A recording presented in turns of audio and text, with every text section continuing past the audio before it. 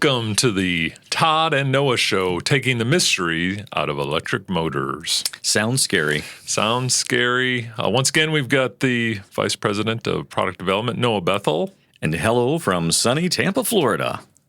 Via Cape Coral. Cape We're Coral, broadcasting. Fort Myers, Florida. Got our ice-cold Starbucks coffee. Yeah, I'm Todd Gunderson, the Vice President of Sales and Marketing for PDMA Corporation. And a shout out to Lynn for getting us coffee. Always nice when we can come in and get a nice iced cafe latte. Keeps the throat in good condition. Keeps the frequency of conversation at a high pace. Yeah, high level. That's what we try to do. So, rested up. Did you take your vitamins? Did. Which C, D? Exercise, all the above. Zinc? Yeah, all at once. Magnesium? That's right. K? I don't know about B? that one. Not sure about that one. Quercetin? Do you take them all? So you're ready to go. Ready to go. All right. Well, I see you over there chomping at the bit. We're going to talk today about tips from the power quality fault zone. Oh, power quality. Yeah.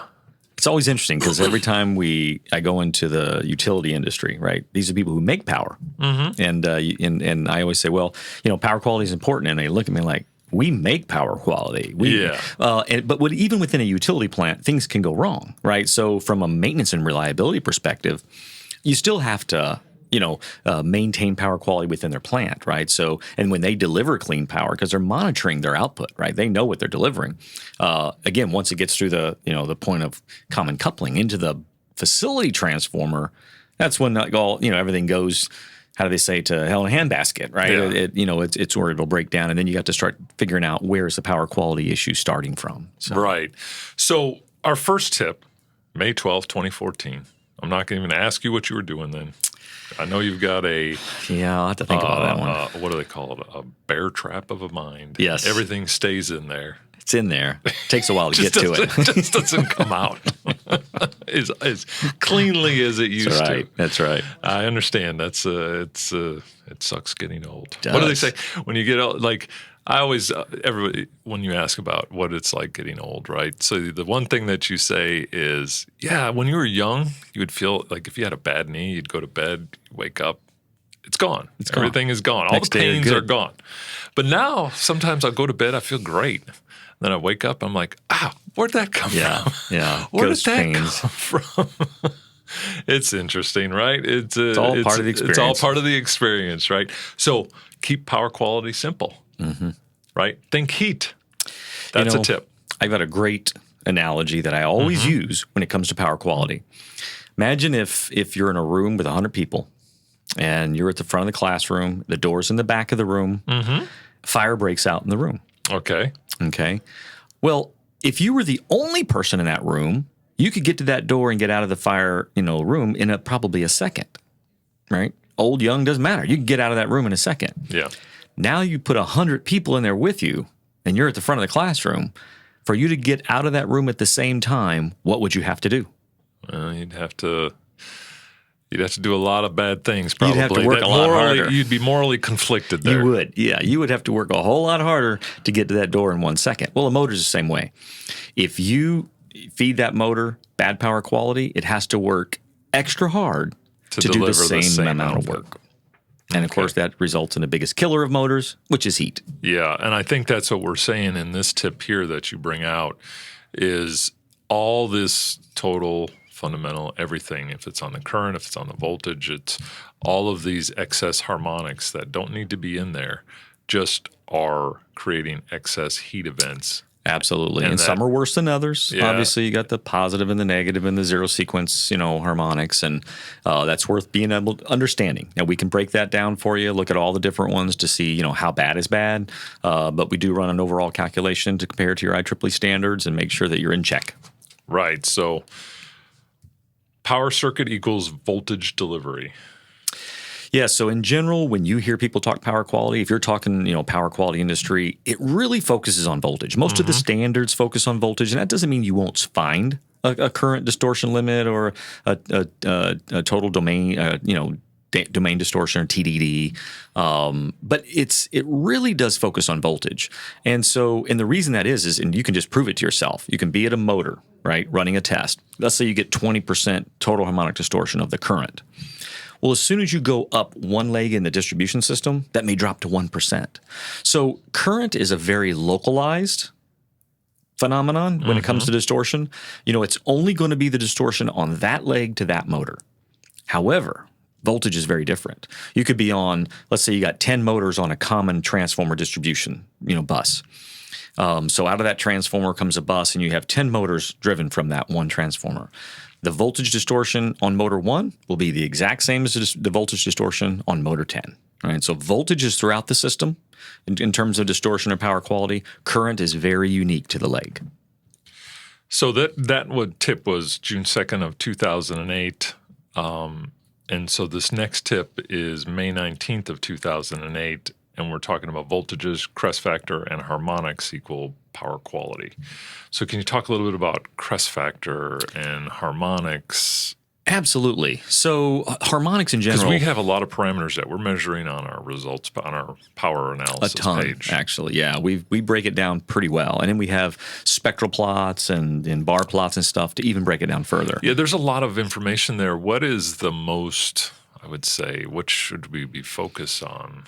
I would say the results page and the primary focus is going to be, your NEMA derating, which is really, it can, connected to the voltage total harmonic distortion. So if your voltage total harmonic distortion gets up above, let's say, a 3%, then you're going to be concerned, right? Which we'll talk about that on the next tip, which is 2007 on the effects of unbalanced voltages. But in this case here, crest factor, what does... Right. So crest factor is really a comparison between the peak detected during a sample versus the RMS, right? So whenever you start dealing with nonlinear loads, we're talking like new lighting systems, obviously variable frequency drives, DC drives being some of the worst, okay, as far as their influence on the power quality. When those SCRs are firing, we're talking major transients in time and voltage. For a 460 volt system, it's not unusual to get up to 1600 volts in transient, during that cycle. But it's very short in time, very short and very rapid. We're talking about 0.1, 0.2 microseconds. But it's important to know that. So it doesn't affect the overall then? That's why we look at just these Correct. peaks that come Right. in. It's not something like if you walked up with a meter, just a standard old, all you would see is, hey, we're getting, X amount of voltage or X amount of current. But if you have something that can sample and give you the crest factor, well, now you can actually give, if it's double, if it's triple, wow, something is firing at a higher rate than it should be or was in the past. So the crest factor is really something we kind of look at for transient anomalies. Power factor capacitors sometimes, start to fail and create, high transients in crest factor. So it's just something we do have and look at. But I would say distortion levels and NEMA derating, because basically if you have excessive distortions, back to heat again, if the THD values are going too high, we're going to want you to not run that motor quite as don't even consider it a 100 horsepower motor. If it's a 100 horsepower motor operating at a high distortion, consider it an 80 horsepower motor. Make sure that you're look at our wattage, our horsepower out, make sure that if this motor should be reconfigured for an 80 horsepower motor because of the bad power quality, make sure you're not delivering more than 80 horsepower. Right. So now July 30th, 2007, effects of unbalanced voltage on motor life. We pulled this from the ESA, how to get the most from your electric motors. It's a formula for calculating temperature rise on a motor with unbalanced voltage supply. Yes. And so 2 times percent voltage unbalance squared equals percent additional temperature rise. Yes. Pretty basic calculation, but pretty important. Right. So voltage imbalance is something we always like to talk about it from a power quality perspective.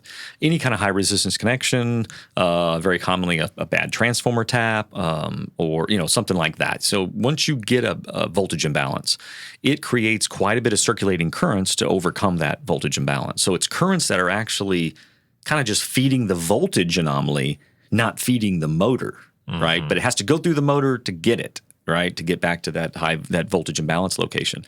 That kind of circulating currents is going to do nothing but create heat. Okay, so I think we did the example here. 3.5% voltage imbalance will experience an additional temperature rise of 25%. That's significant. Yeah. And you figure if you got a 155, temperature rating, and you're fully loading this motor, there's a good chance you're going to exceed that, and that's a big deal. Now you're derating, you're reducing the life expectancy of the motor by, significant numbers. Yeah. So we go out to the 50th harmonic. And harmonics and motor temperatures, how do those interact with each other? So generally speaking, the more harmonics you have, the more circulating currents, the more, zero and negative, sequence occurs that create heat. But when I talk about what's interesting is if you were to look at a classic 4-wire grounded transformer system going out to a motor, well, if the motor and that circuit itself, okay, and there's a lot of things that are involved in between the motor and the transformer, other loads, other lighting systems, other drives, whatever. Those nonlinear loads create what we call a zero sequence harmonics. Now, those zero sequence harmonics are all flowing back to the transformer in phase, right? They create no torque, right? But they can be quite excessive. So what they do is they don't come back through the 3 phases, they come back on the neutral, right? So you have all these zero sequence harmonics adding to the neutral line and coming back to the transformer. So we're talking about creating a common mode voltage up to 50, 70 volts. If you were to walk up to the common, which isn't supposed to be energized and it's not supposed to be full of current, you could have some significant voltage and some significant current coming through that common, all because of the nonlinear loading, because of the zero sequence, that's occurring, throughout the power system. That's not just heat for the motor, it's heat for the transformer, it's heat for the common, causes fires, causes, shock hazards. It's a big deal. Yeah. So when we talk about harmonics and heat, also were the types of losses, the eddy currents, hysteresis in the core. How does that play effect? It can. Certainly, the higher frequency you go, the more easily it's going to jump boundaries, right, on the surface, right? So, sometimes we talk about, we've talked about how rotor defects will burn the edges because of the current flowing. Same thing can happen with a lot of high frequency harmonics. Is rather than the laminations of the stator windings being, insulated from each other, this high frequency harmonic content can jump over those boundaries and create heating in the stator core itself.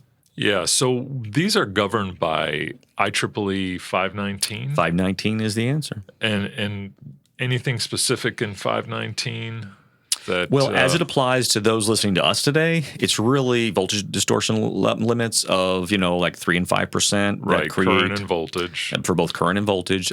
And then we refer to the NEMA, actually, MG1, for derating factors. Right, for the voltage imbalance. Right. So if you got a voltage imbalance or even certain voltage distortion also has a derating factor associated with it. And we try to apply both of those in the results page to give the end user the ability to say, hey, we cannot fully load this motor. We have to pull off if we can. And how do drives affect? We know on they might basically spit out some harmonics onto the distribution system. They're a nonlinear load in themselves, right? So the 6-pulse drive, we've talked about that a little bit in some of our tips and our podcasts. A classic 6-pulse drive is going to create a pretty heavy 5th and the 7th harmonic, right? So if you're looking at your spectral plots or you're looking at your voltage and current, spectral plots, I really like the actual harmonic spectrum because you can really see what's dominating your power circuit. So if you see a big 5th and a 7th, it really cuts down on the Easter egg, as we kind of term, which is just sort of troubleshooting blind kind of thing. You're dealing with a 6-pulse drive. Start looking around the system. Learn your system a little better. Which nonlinear loads do we have creating that? Then if you have an 11th and 13th, well, now you're talking about a little higher end 12-pulse drive. All right, so it kind of gives a little bit of evidence. With IGBT drives, is it deeper out there? Is it 25th? Where are the heavy harmonics out? Well, regardless of whether it's SCRs or transistors, the transistors are real popular in the pulse width modulated. Yeah. And for the most part, we're still going to be looking at the pulses around 6 or 12. However, you bring up a good point because when you're dealing with a lot of the transistor drives, right, the IGBTs and stuff, they're firing at frequencies that tend to create circulating currents. right? And this is a real thing to pay attention to. So in the event that you have these circulating currents that are, going to burn up your bearings, they're going to burn up, they're going to cause some serious problems. They'll even burn up couplings. They'll travel through couplings, stuff like that. Bearings is the big issue, right? That you'll start to see electrical damage on bearings when vibration starts to call it, and they'll do a forensics and say, hey, wow, we have current damage on the bearing itself. In our data, this shows up, just like you were referring to, kind of a high-frequency broadband of energy. So if you got a lot of heavy harmonics coming from the drive and creating circulating currents, you'll see a kind of a broadband energy rise out between the 50th and 70th harmonic range. If that's happening, start asking questions about, do we have insulated bearings? Do we have insulated couplings? What are we doing to prevent shaft line currents from killing, components? Yeah. Also, I notice on the results page where we're looking at that data, there's a total and fundamental values. What's the difference between the two? That's a quote. That's a tip from October 12th, 2009. It's a great tip. Fundamental versus total RMS. Whoever wrote that was on the money. I don't know who wrote this. It doesn't have an author on it. We'll take credit for that then. If there's no author, we'll take credit. Well, I always say the first time you hear something. There's very few people that you have a good shot at you're the author of this. Here's some good advice.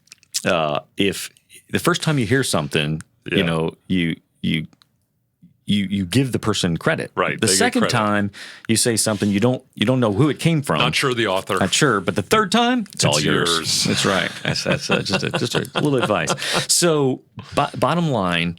And I love these numbers, right? Because if you're dealing with a high harmonic energy environment and you want to kind of qualify this, or no, more quantify it actually, the fundamental calculations that we deliver in our results page are basically of the line frequency and its constituents, if you want to call it that, constituency.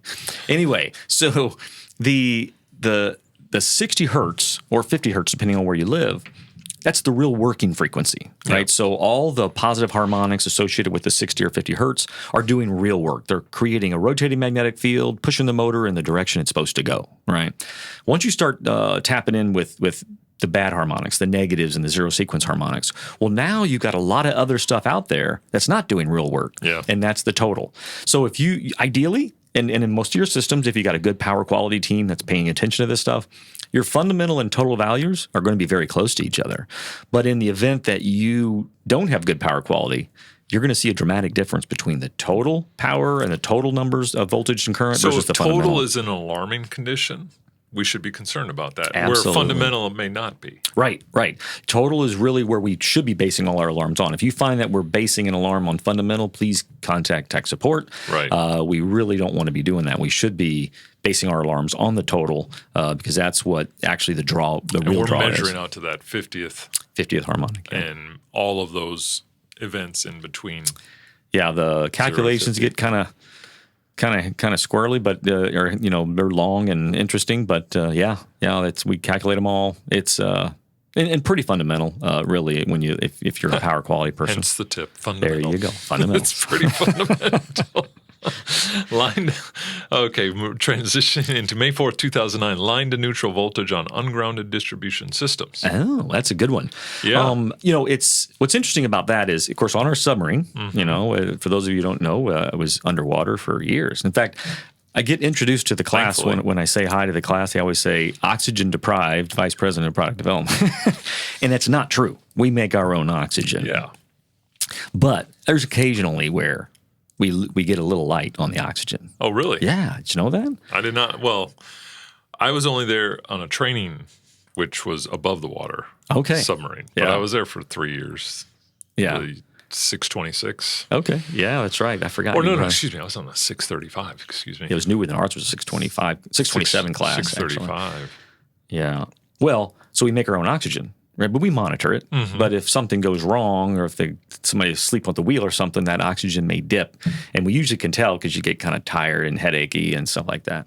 The other thing I always tell people is when the flies start to fall. Like if you can catch a fly while it's flying, it's like in a stupor. Call up front and just have them to check the oxygen sensors. Hey, we doing all right here? How about a little percentage up? Give us a little. We're dying back here. Anyway, so we're talking about line neutral. So the submarine was an ungrounded distribution system. Right. Why? it's rare today in industry to see the ungrounded distribution system. very Occasionally rare. in the paper mills used to be, you'd find them. But the ungrounded distribution system in a wartime scenario is a big deal because you can completely ground out a phase. Say you take a shot on your distribution system with a torpedo or something. You can ground out a phase and everything can still operate because it's ungrounded. Now, once a second phase grounds, then it's time to emergency blow and go to the surface. But in an industrial plant, it's the same thing. If you ever walk through an industry, and you see this panel with 3 lights on it and a push button, what it'll do is you'll see the technicians walk up, push the button, and all 3 of those lights should be nice and bright, right? If one of them's out or one of them's really bright, you gotta ground on the phase, you got to ground, right? Absolutely, because when you ground out one phase, basically the other phases rise in voltage up to so instead of line to neutral being like, say, for a 480 volt system, normally it's 270 line to neutral. Well, if you ground out a phase, now everything goes up to 480. So the line voltage is the same as the bus voltage. Just a little tidbit of information. But that's an interesting point about the ungrounded distribution system. As it refers to power quality, it certainly plays a role, but everything still can operate. The problem is when your maintenance department gets a little relaxed. It's like, we got to ground on phase 1. We're okay. Yeah. We can still operate. You have to immediately go out there and find out. It should be an emergency, yeah. Because why is it grounded? Because what happens when component is on this phase that's causing it to be all they got to grounded? do is isolate and divide and conquer, right? Once that asset is isolated, then the lights act normal. What's scary is if they let it go and a second phase starts to ground, they usually find the fault by following the fireball, and that's not a good approach. So here's a Test Your Knowledge, Part 9, August 22nd, 2011. Okay. August 22nd, 2011. Test Your Knowledge. Okay, I'm ready. Okay. The line current drawn by an inductive load consists of 2 components, magnetizing current, reactive power, and power-producing current, real power. Power factor is a measure of how effectively electrical power is being used. Which of the following best describes power factor? Real power divided by apparent power. A. Real power divided by magnetizing current. C. That was B. C equals apparent power divided by lagging power. D. None of the above. What? Real power divided by apparent power. The correct answer is A. A. Real power divided by apparent power. Reactive power, excuse me. Real power and reactive power together make up an apparent power. Yes. This was a good tip for you. It was, yeah, it was good. We used to do those a lot. And we did. We haven't done them for a while. We should probably bring them back in. You could bring it back in. Yeah. I just refresh your knowledge. Yeah, no, it's been a while since. Your tip. I'd have to draw it out on a piece of paper to get comfortable with that one. Some of the classes, when people come to our company and they go through the classes and they get certified or qualified to use the technology, a lot of companies will require testing. So we have a pretty big testing bank that we can apply. Right, and we show that on our results page. We look at power factor, we look at KVA, we look at KVAR. Yes, we do. We look at all those. Yeah, in fact, with the new PDMAI, we actually have extracted a lot of the power information into the KPIs, so it goes to the historian. And this is going to become a big deal, because people are going to start to want to integrate that into, hey, how much power are we really using? And if all you're doing is looking at, real or apparent and not the reactive, then you're not really giving it all credit. Yeah. As far as what it's costing you as a company. So next June 6th, a week later, you came up with another Test Your Knowledge. Oh, boy. What did I come up with that time? You outsmarted yourself is what you did. You outsmarted yourself. Test your knowledge for the next 2 weeks. Reactive power. All right. Reactive power flows which way in a system supplying an overexcited synchronous motor? So I would imagine when you say overexcited synchronous motor, you're saying it's a PF, it's greater than 1, right? Well, yes. Overexcited. It doesn't have to, but it gets closer, right, to unity. Closer to unity. So, a lot of times you're operating with a lagging power factor, and if it gets too low, we talked about it once in the past podcast that, hey, you can get a demand charge, right, from the utility if your power factor gets too low. So, you up the voltage on the field a little bit, and you overexcite, and it brings that power factor up, and they use it for the whole plant, actually. For the whole plant. Yeah.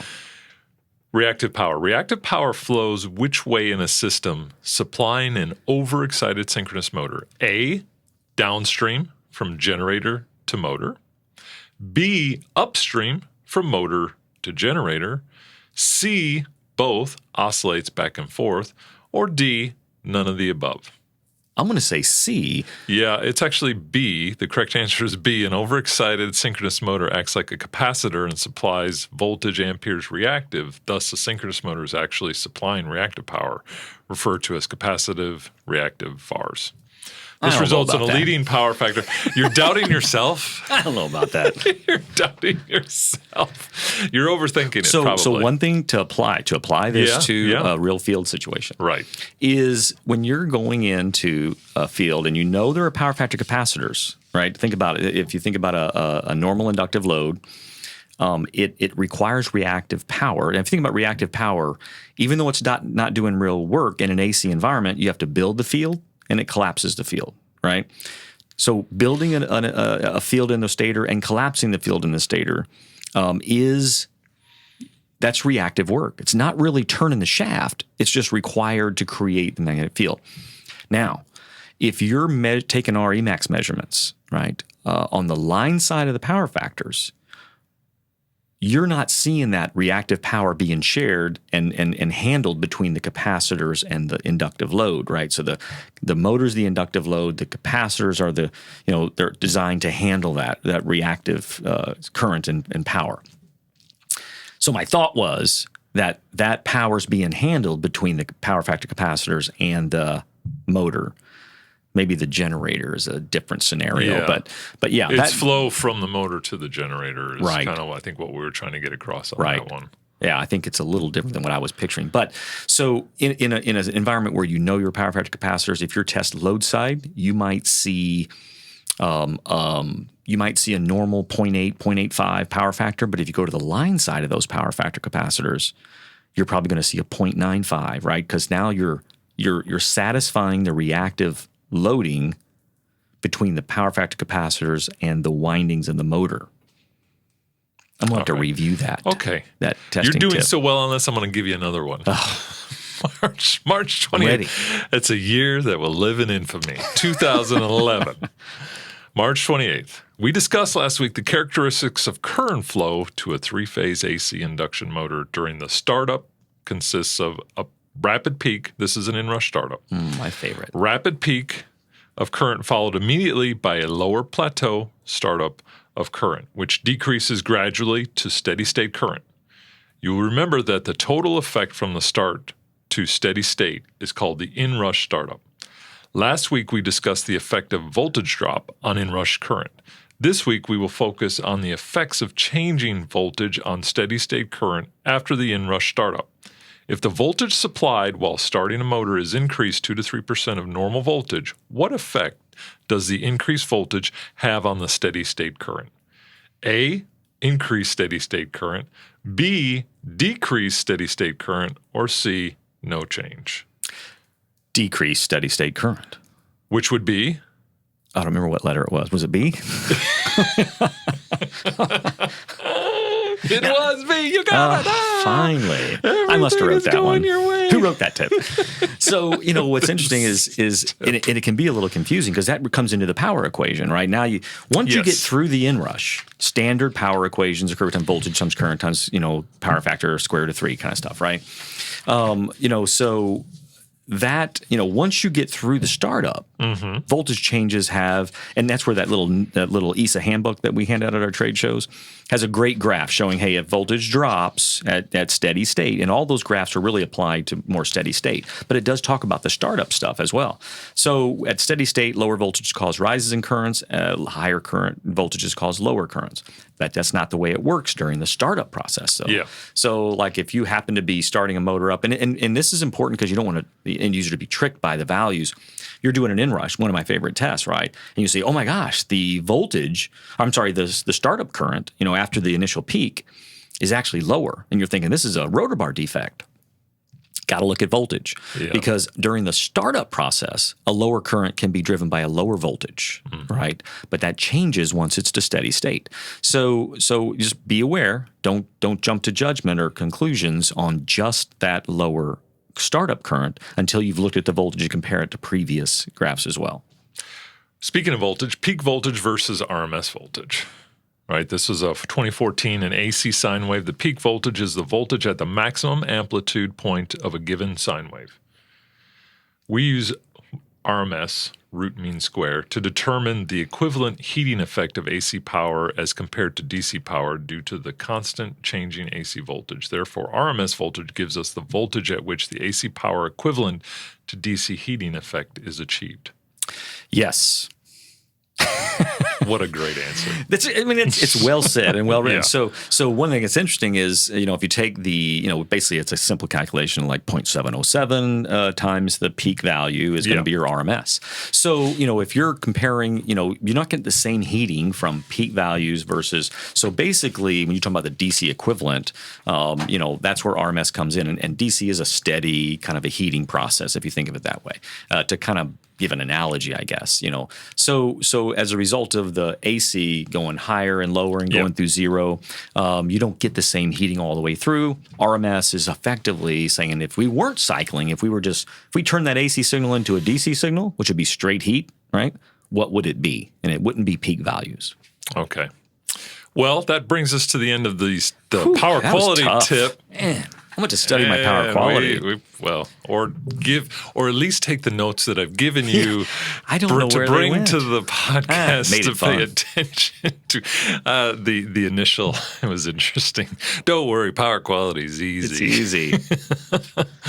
Well, Except anyways, for those tips. If you have a tip that you'd like to give to us, we'd be more than happy to take that tip and post it on our website. We'd love that, or post it anywhere that we can.